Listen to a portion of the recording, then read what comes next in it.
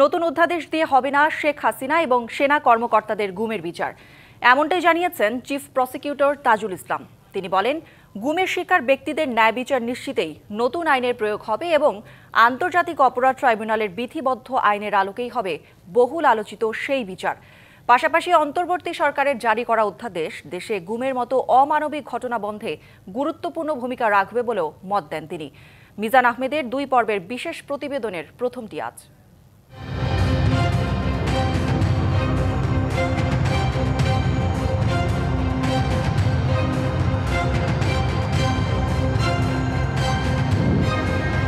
রাজনীতিবিদ থেকে পেশাজীবী সহ সবার মনে কাঁপন ধরানো এক নাম গুম।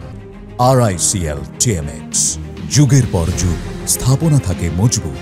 ভিন্নমত দমন বা প্রতিপক্ষকে নিশ্চিহ্ন করতে আইনশৃঙ্খলা বাহিনীকে ব্যবহার করে সংগঠিত হয়েছে একের পর এক রোমহর্ষক গুমের ঘটনা। 5ই আগস্ট সরকার পরিবর্তনের পর আয়নাঘরের নির্যাতনের খবরে সমালোচনার ঝড় উঠে দেশে বিদেশে। গুম কমিশনের প্রতিবেদনে উঠে আসে আতঙ্ক জাগানিয়া তথ্য। 6 জানুয়ারি 2009 থেকে 24-এর 5ই আগস্ট পর্যন্ত দেশের 36টি জেলায় সংগঠিত গুমের অভিযোগের সংখ্যা 1837টি। এখনও নিখোঁজ আছেন 345 জন। এমন বাস্তবতায় গুম প্রতিরোধ ও প্রতিকার অধ্যাদেশ 2025 জারি করে অন্তর্বর্তী সরকার, যেখানে শৃঙ্খলা বাহিনী হিসেবে সেনা, নৌ, বিমান বাহিনী সহ প্রতিটি আইন প্রয়োগকারী সংস্থার কথা বলা হয়েছে।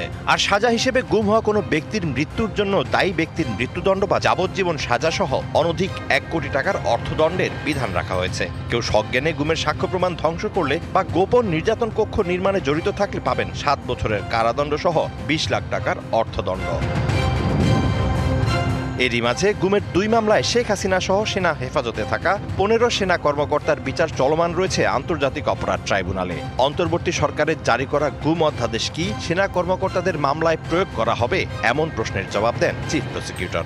এই আইনটা হচ্ছে প্রসপেক্টিভ, অর্থাৎ এখন থেকে ভবিষ্যতে বাংলাদেশে যদি কোনো গুমের ঘটনা ঘটে সেটির বিচার এই আইনের অধীনে হবে। আন্তর্জাতিক অপরাধ ট্রাইব্যুনালে যে গুমের মামলাগুলো বিচারাধীন আছে সেগুলো হচ্ছে ক্রাইমস অ্যাগেন্স্ট হিউম্যানিটি হিসেবে বিবেচিত।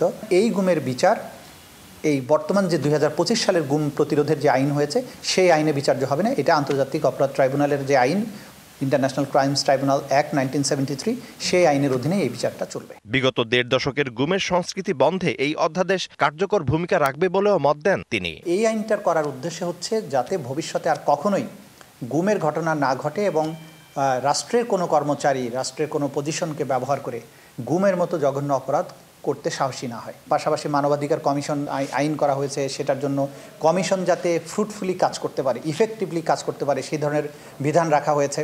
সুতরাং সরকারের দিক থেকে যতটা চেষ্টা করার বিষয় সেটা সরকার করেছে।